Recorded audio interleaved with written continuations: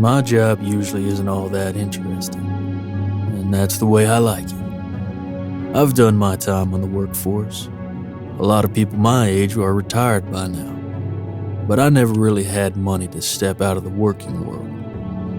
My body isn't what it used to be, but at 60, I'd say I'm in better shape than most, and that keeps me employed.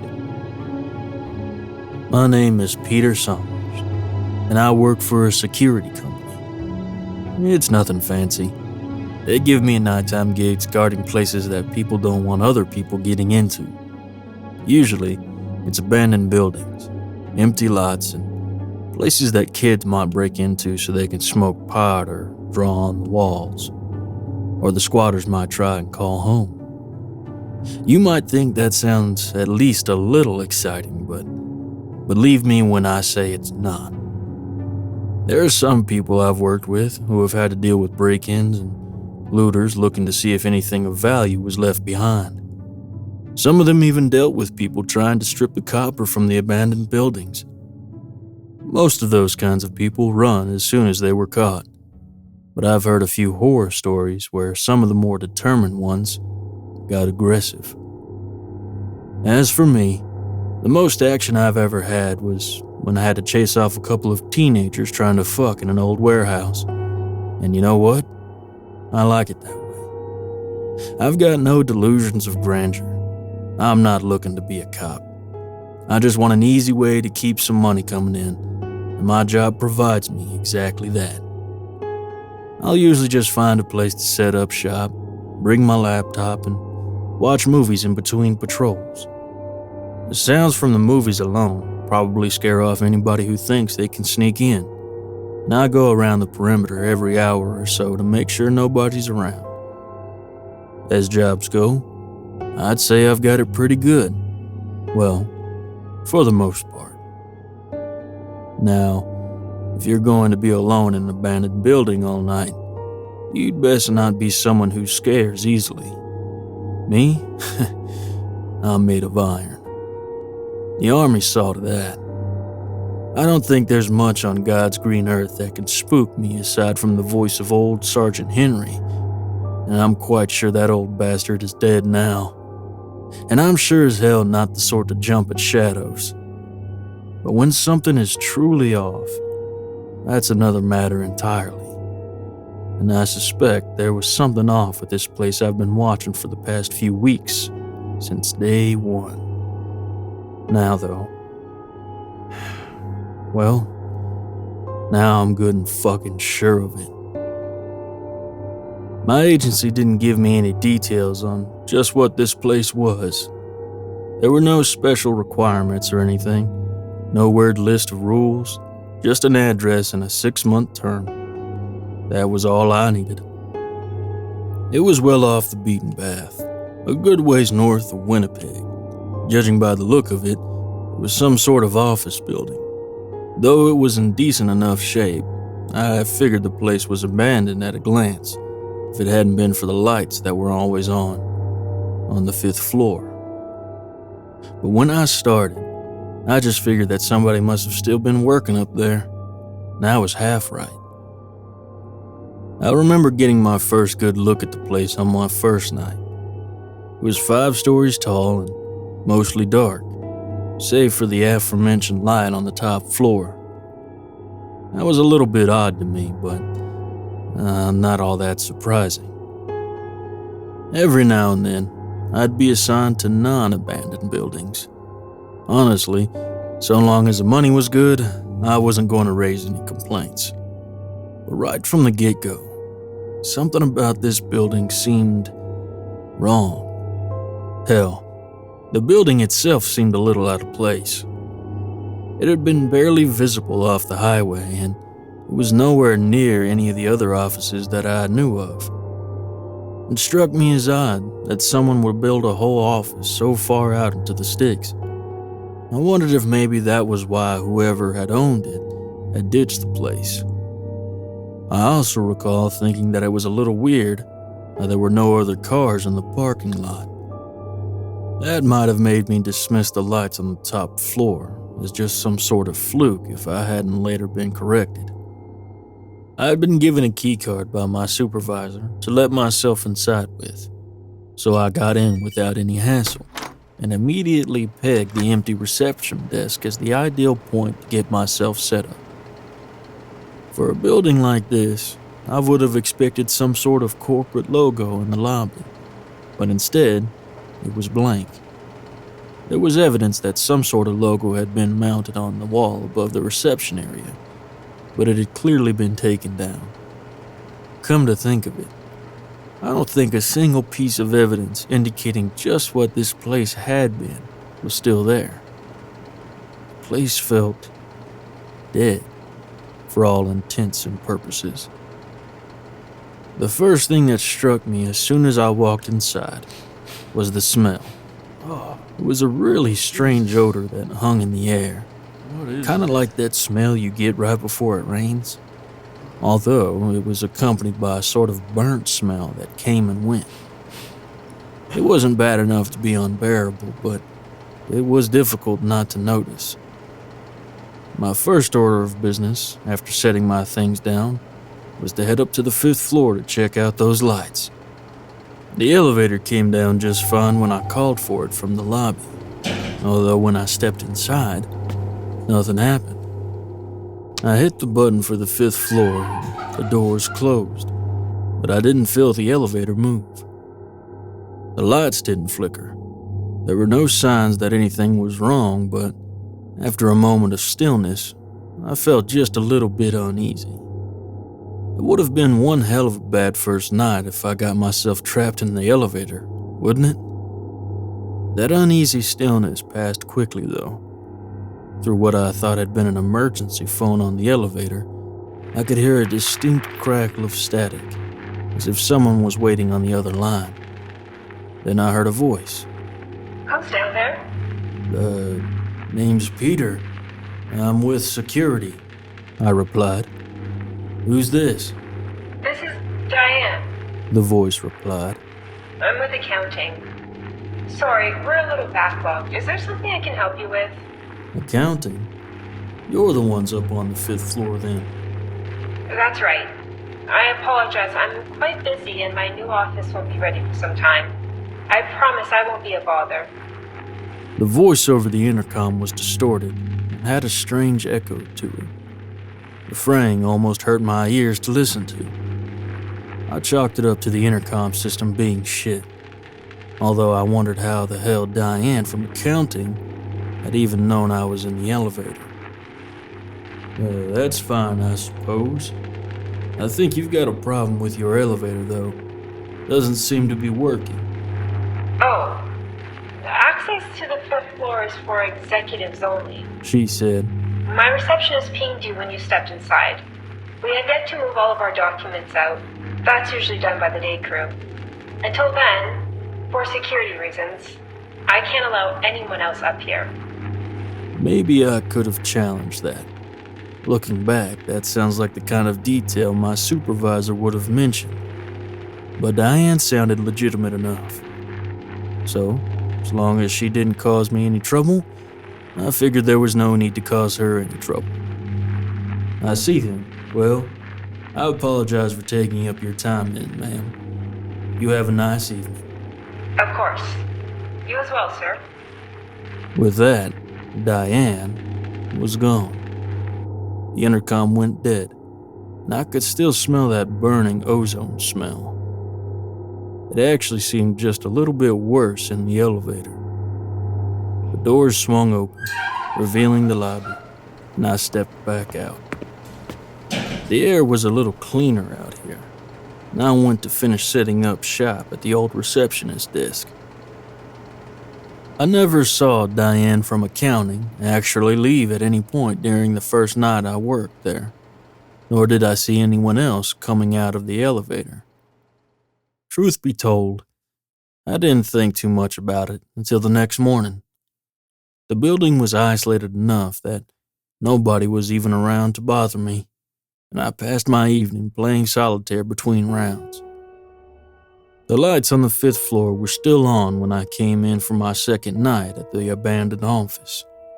I remember looking up at them and remembering the voice I had heard over the intercom the night before. Diane from accounting. I figured she was probably burning the midnight oil again, and I thought I'd be neighborly and say hello. Just as I had the night before, I set up my things and then went for the elevator. I hit the button for floor number 5 and waited, wondering if I'd get the same response I had gotten before. Diane didn't keep me waiting for long. Her voice cracked out of the busted speaker, accompanied by that burnt smell as well. I was sure I'd gotten into a different elevator than before, but maybe they all had that problem. Good evening, Peter. Is there a problem? Straight to business. I got the impression that my attempt to be friendly had irritated my new coworker. Just checking in. Working late again, huh? I'm afraid so. I'm a bit of a night owl. It's the only time I can get anything done. A night owl? Maybe that's why I'd never seen her leave. Was this lady seriously working from dusk till dawn? That swamped, huh? I asked. I'm afraid so, but I suspect I'll be done soon enough. Another week, perhaps, if that. I'm sorry, but if there's nothing else, I must get back to my work. Of course. Don't let me keep you. The intercom went dead for a moment, and the elevator doors opened. Although before I could take a step out, I heard the crackle of static again. Actually, could I trouble you about one thing? I paused and stepped back into the elevator. What do you need? I have a delivery coming tomorrow night. They don't come often, but I'm afraid they're necessary to complete my work. My courier usually comes at night. I'm unable to go down and meet him myself, so he has a key card. Since you're watching the building, I thought it best you be informed. That's considerate of you. Mind if I ask what kind of delivery you're expecting? I'm not at liberty to say. Just trust that it is necessary to complete my work. There was something funny about the way she said, necessary. The static around her voice was deeper. All right then, I suppose I'll send them up when I see them tomorrow, I said. You take care now. I left our conversation slightly more perplexed by this woman than I had been before. She didn't strike me as unfriendly, just distant and a little intense. Not the sort for conversation or small talk. I think there were worse things for a person to be. Sure enough, the next night, a truck rolled up, and 2 folks in white rolled something on a cart off of it. One of them had his own key card, just as Diane had indicated he would, and I exchanged a nod with him as he came in, silently letting him know that he was expected. The man with the key card wheeled whatever was on the cart towards the elevator, and I couldn't help but stare down at whatever it was. It was long, maybe about 6 feet, and covered by some sort of plastic cover. The men moved it towards the elevator with a certain reverence, although only one of them actually went inside. The other waited by the elevator door and leaned against the wall before looking over at me, studying me. You new here or something? He asked. Something like that. I'm just here to keep trouble out. It's been a few months since I've seen anyone in. I thought they ditched this place. He moved to light up a cigarette. I almost stopped him, but the building was empty, aside from us anyway. Who the hell was he going to offend? You been making these kinds of deliveries for long? I asked. Yes and no. We had a pretty regular drop-off schedule out here a couple years back, although we were always headed into the basement. I actually thought they shut this place down around the time we stopped. My buddy said there'd been some sort of accident.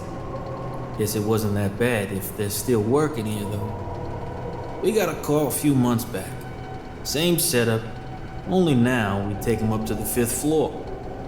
He said with a shrug. There's a basement? I asked, frowning.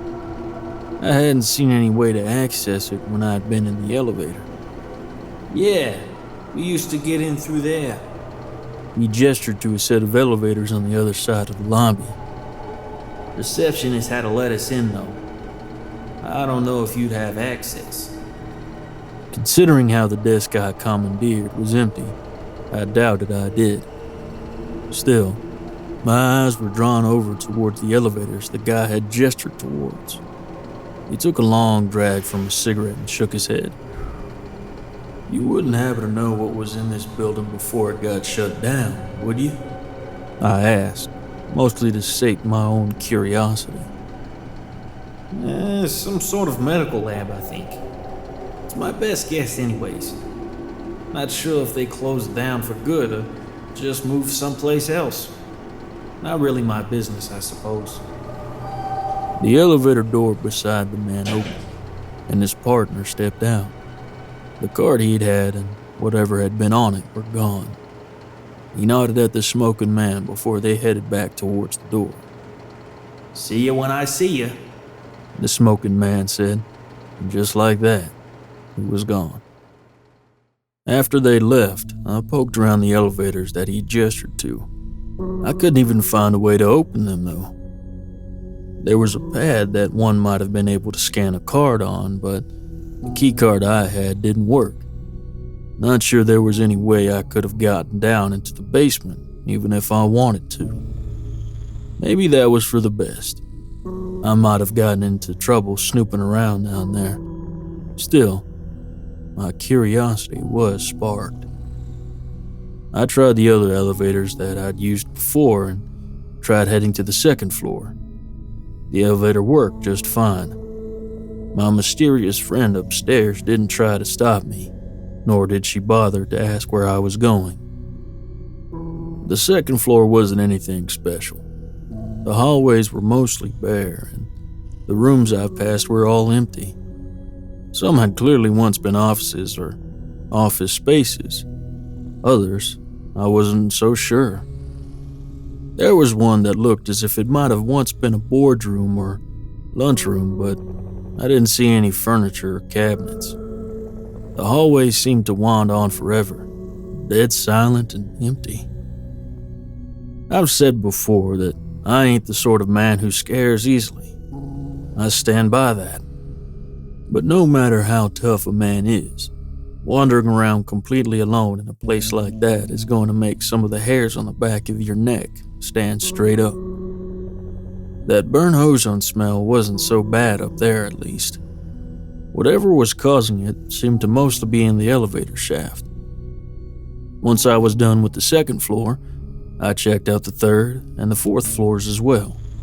But I didn't spend nearly as much time on them. Just from the view I got from the elevators, I was relatively sure that there was nothing of interest to be seen there. They were just as empty as the rest of the building was. While I was up on the fourth floor, though, I caught a glimpse of a doorway to a stairwell nearby. Just a hop and a skip away from the elevator doors, actually. A wire-reinforced glass window looked out into the empty concrete stairwell, and studying it, I got the idea that would probably get me into some shit. But the rambunctious bastard in me couldn't help but want to try it. Sure, my friend upstairs could keep the elevator from reaching the fifth floor, but she couldn't stop me from climbing the stairs, could she?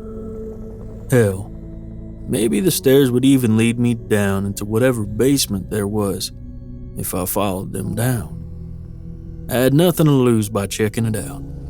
Besides, it was my job to do my rounds through the building itself, wasn't it? Why not explore in the process? I opened the stairwell door and stepped inside. It was cold as hell in there, and that ozone smell was back, but it didn't bother me too much. I ascended the concrete steps, the sound of my own footprints echoing off the walls as I made my way up to the fifth floor. I'll admit, part of me wanted to meet my friend up there face to face. While I had no real reason to doubt she was who she said she was, I was still curious. I could see the door to the fifth floor just above me. The air felt colder, and colder as I got higher and higher. And through the small window in the door, I could see a hallway that looked identical to the others I'd seen on the other floors. Only this one wasn't entirely empty. I could see the cart the courier had brought upstairs, sitting by the elevator.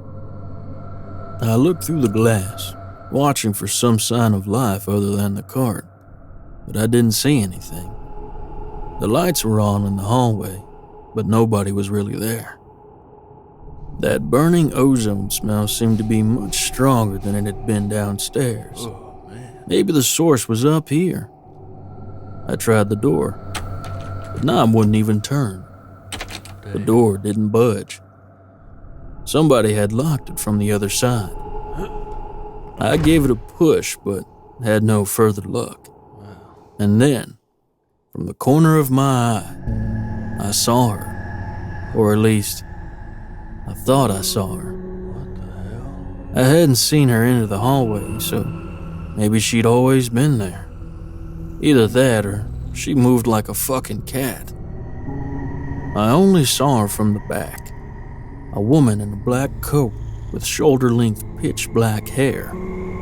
She stood over the cart as if she was about to open and examine it, but her body seemed tense. Her hands looked starkly white against her coat, and I wondered for a moment if she was wearing gloves. Her fingers were black near the tips, and I was sure I could see something dripping off of her fingers and, well, maybe this is just my imagination, but her hands almost looked broken, like cracked porcelain. It was hard to be sure. At the sound of my attempts to open the door, I saw her head turn slightly.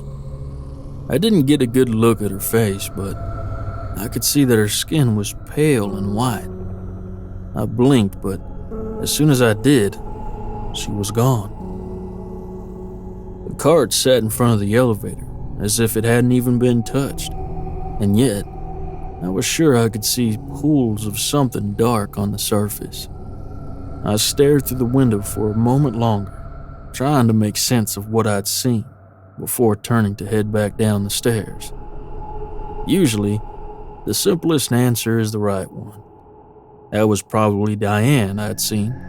She'd stepped out of her office to look at the package and gone back in. Simple, right? But something didn't sit right with me. So much had seemed wrong with just those few seconds that I'd seen her, and that left me with an uneasy feeling that I didn't like.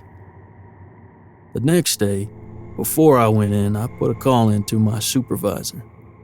I only got his receptionist, but I left her a message to ask him about anyone still working in the building I was in. I felt a little paranoid even asking. No doubt he was going to get back to me in a few days and tell me that there were some people on the 5th floor and not to worry about it. Then I could get on with my work. But it still made me feel a little better to at least ask. The next few days went by without anything of note happening. I'd get in, set myself up, and sit in the lobby, passing the time as I waited out my shift. If Diane had any problem with me trying to get up to the 5th floor, she never said anything to me about it. Then again, I hadn't tried using the elevator to get up to the 5th floor again, and she never tried to contact me in any other way. The only way I ever knew she was up there was because I saw the lights on the 5th floor. I had tried to access the basement, but the stairwell didn't lead down there, and I could find no way to open those elevators. I wasn't that bothered by it. Disappointed, but not bothered. As I said before, it was probably for the best.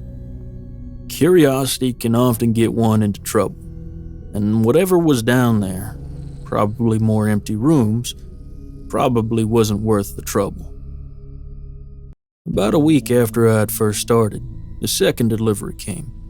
It was the same two guys in the same truck, dropping off a cart almost exactly the same as the first one they'd brought. Although this time, there were two carts, not just one. Just like before, the man with the key card rolled his carts into the elevator and got in. His friend leaned against the wall with his second cart and lit up a cigarette before giving me a nod. Still here, huh? He asked. You were expecting somebody else? Nah. Happy to see a familiar face for a change. This place has been creeping me out lately. Too quiet, you know? I don't know how you stick around here. I can't imagine the doc is all that social. The doc? I asked. The lady upstairs? Yeah, Dr. Cooper. Something, no, not Cooper. Carter? Nah, it'll come back to me. Anyways, the lady ordering the cadavers. Cadavers? I felt a strange sensation in my stomach as I looked over at the cart beside the smoking man. Cadavers? I repeated. As in dead people, yeah. We mostly drop them off at universities or hospitals for medical training. I kept staring at the covered cart, feeling a growing sense of unease as I realized that there was a dead human body in there. The smoking man exhaled a plume of smoke and chuckled. You know, my girlfriend says if I keep smoking like this, I'm gonna end up a cadaver. So long as they don't drop me off at a place like this, I don't care. I couldn't focus my mind long enough to reply to him. I just kept staring at the cart and thinking about the corpse inside. And then, I couldn't help but start wondering what the hell the accountant needed cadavers for. Hey, what's with the look? The smoking man asked.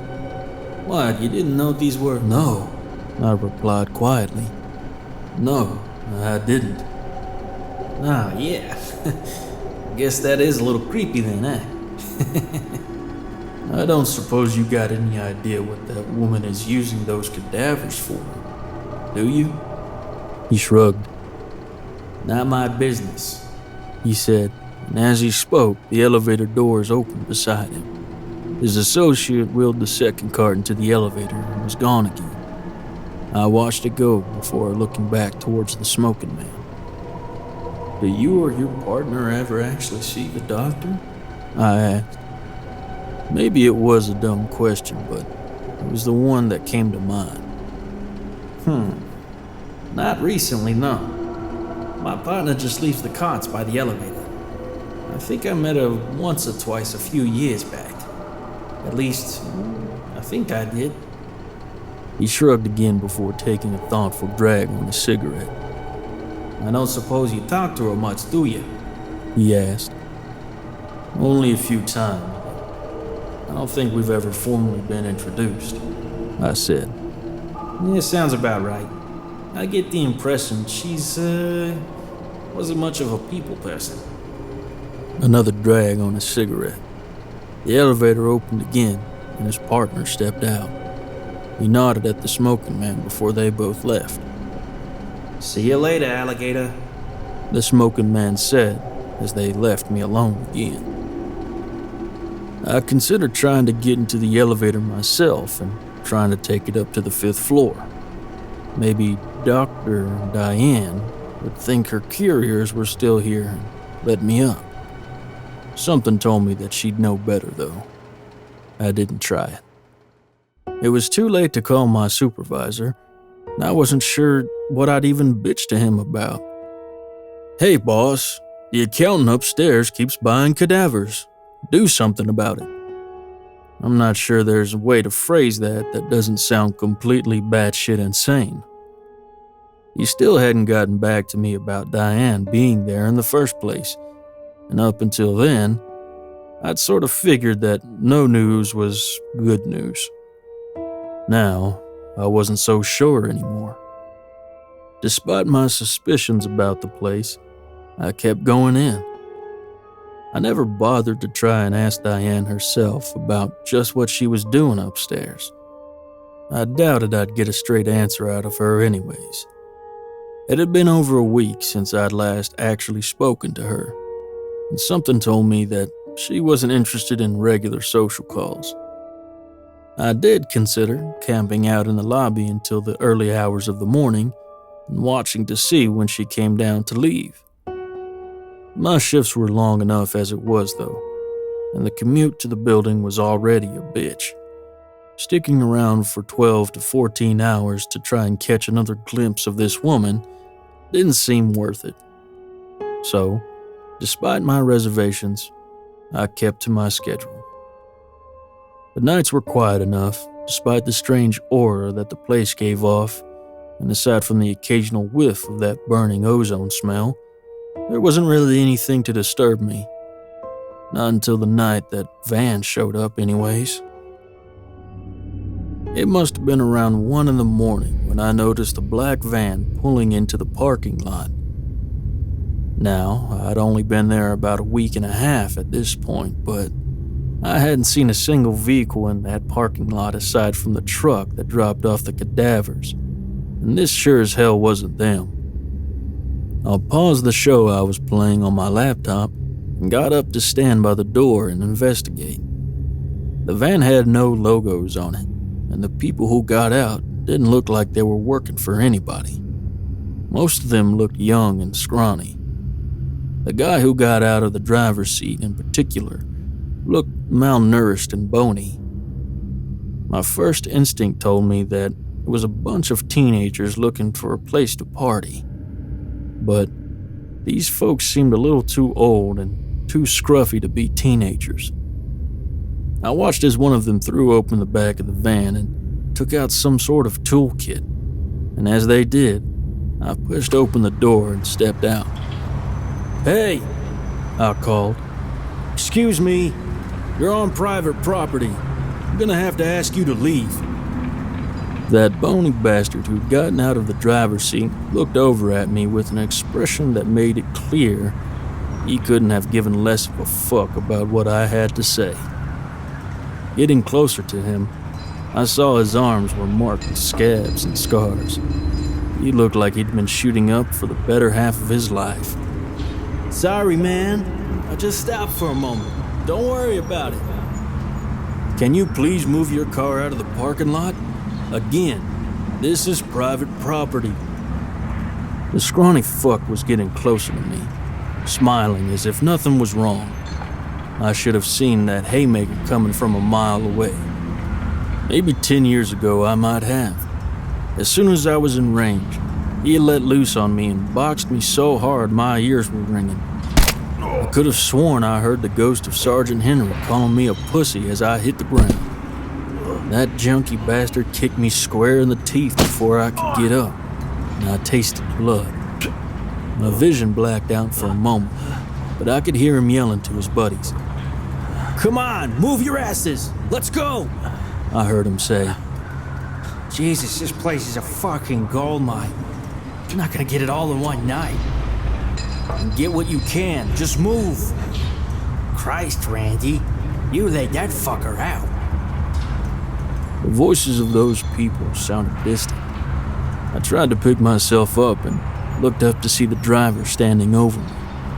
He grabbed me by my shirt and lifted me up to prop me up against his van. I felt him reaching into my pockets to take out my phone. He slipped it into his pocket with a grin. "You just sit tight, old-timer.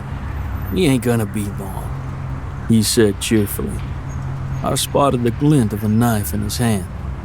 The threat was obvious, although he didn't look like he had any real interest in using it on me. No need to turn whatever this is into a murder, right? Most likely, they were after copper or whatever they could steal from that old place. Considering that one of them had laid my ass out, I wasn't in the mood to play hero or try to stop them. The punk who'd hit me looked back toward the building. I could see the light from the 5th floor flicker. For a moment, I thought I saw the shape of a person at the window, although it might have just been my imagination. I spit out some blood and let myself rest. I'd never full-on gotten my ass kicked at this job before. I wasn't happy about it. Not one bit. But there wasn't much I could do about it either. Then I heard the screaming. Both me and the punk looked up at the same time. I spotted a bunch of his friends tripping over themselves as they ran through the front door, blindly running back to the van. What the fuck? The punk snapped, but nobody gave him an answer. They didn't need to. It was hard to see her clearly from where I sat, but I could see the pale shape of a woman in a long black coat standing in the doorway. Her face seemed entirely white, although her eyes seemed pitch black. The smell of burning ozone seemed to follow her. I'd never smelled it outside before, but right there, in that moment, I could smell it. The punk seemed to tense up. His teeth gritted and he took a defiant step forward. Maybe he thought he could intimidate her with his little switchblade. Maybe he was going to try and rough her up. Who the fuck are you? He snarled as he drew even closer. The woman didn't respond. She just stood there, waiting for him, watching him. I could see the punk's footsteps faltering as he got closer to her, as if he saw something that unnerved him. What the fuck? He said quietly. Lady, the fuck is wrong with your face? She stepped forward. The punk leaped back a step, holding up the knife as if it might defend him. Hey, get the fuck back! Another step forward. This time, the punk stood his ground. I'm fucking warning you, lady! Get the fuck back! Another step forward, this one bigger. She was almost close enough to touch him, and I heard the punk scream. I saw him bring up the knife. It was probably a panic response, trying to hurt her before she could hurt him. I'm not sure I knew what to expect would happen next. Even if I had, I probably still would have been caught off guard. There was a sudden pop and a blinding flash, like a mosquito running into a bug zapper. I thought I heard the punk scream, but if I did, it was cut off before the sound could fully exit his mouth. 1 minute he was there, the next, he wasn't. And all I could smell was burning. I could hear his friends screaming. I could see them running for the van. I shifted myself away from it before they sped out of the parking lot at top speed. Part of me almost wished they had taken me with them. Instead, it was just me and whoever had been up on the 5th floor. Diane, the doctor, whatever she was really called. She stood a few feet away from me, watching as the van drove away. Then she was gone.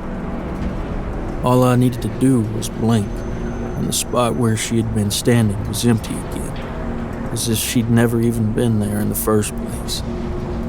The only sign that she had was that lingering smell of burning, and even that was quick to fade. I had no phone to call the cops. Even if I had, by the time I picked myself up and returned to my desk, I wasn't sure it would have been worthwhile to try. What would I tell them?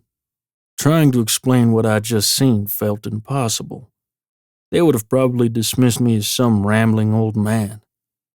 I wasn't entirely sure I hadn't finally completely lost my marbles. I didn't stay for the whole shift that evening.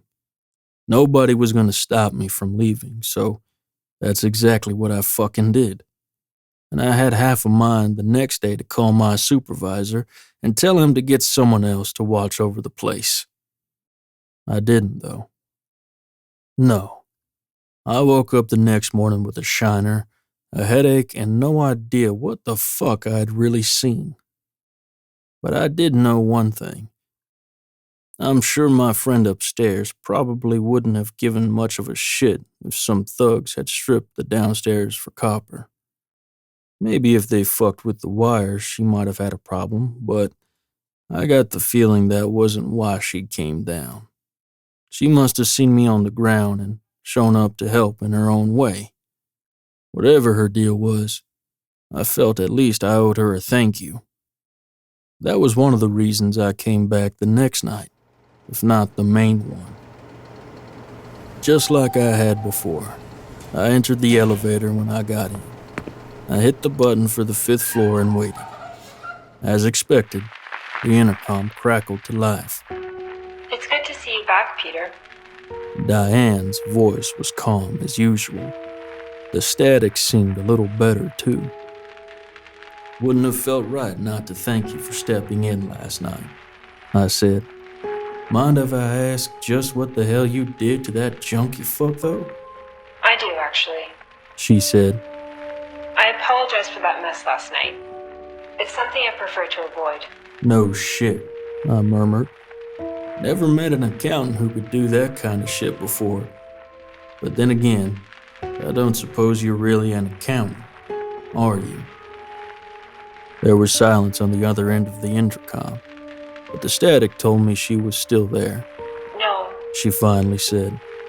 But I'd rather not disclose the nature of my work. It's complicated. Difficult to talk about with strangers. I assure you, though, that I'm almost done here. I suppose you're fortunate that I hadn't finished early. I don't expect to be here tomorrow night. So then I shouldn't bank on you being here if anyone else shows up then, huh? I'm afraid not. Sorry for that. But perhaps your employer will see fit to provide you company in the future. I do hope so. This place is rather lonely. Even just for the knowledge that someone else is present is nice. Makes the work easier. Was that the slightest hint of sentimentality I heard in her voice? I almost laughed. Good to know you liked my company. I suppose, well, if it is your last night, maybe I owe you a drink then, if you want to come down and claim it. That's a tempting offer, but I'm afraid I can't. If that offer stays open, though, one day I may take you up. One day. I wasn't sure what she meant by that, but I told her it would be. That was the last time we ever spoke. The next night, when I went into the elevator and tried to go up to the 5th floor, nobody stopped me.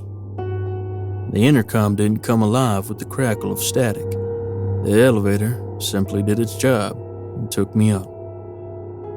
I wasn't sure what to expect when the doors opened. Probably nothing. Half of me expected the place to just be as cleaned out as the rest of the building had been. That ozone smell was still there, but fainter than I had expected it to be. Most of the offices seemed empty, save for the empty carts that had once held the cadavers that Diane had ordered. That said, I didn't see a single trace of any dead bodies. There was that burnt odor that lingered in the air, sort of like that one I smelled when that punk had disappeared. I tried not to think too hard on what it meant. In one room, I found what looked like a makeshift office. There were computers set up, although I couldn't get any of them to work. They looked like they'd been disabled somehow. I also found some sort of broken casing. I could just barely make out the words BCI MKVI on the side of it, but just what that meant was beyond me. Whatever it was, it had been disassembled, and judging by the disconnected wires and nodes, some sort of vital component was missing. Maybe it was wrong to snoop like that, but I had to satisfy my curiosity somehow. My supervisor eventually got back to me regarding the inquiry about Diane. According to him, that whole building was meant to be abandoned. There was no accountant named Diane up there on the 5th floor, but I'd long since figured that part out on my own already. I just put in a request for some company and filled a report on the incident the other day, although one that excluded some minor details. I still don't know what that woman was doing up there. I don't think I'll ever know. And personally, I don't think it's my business. I can't help but wish her the best, though. Whatever she was looking to accomplish, I hope she gets it sorted. And if she does, I hope to run into her again. I'm sure she's got stories more interesting than mine to tell.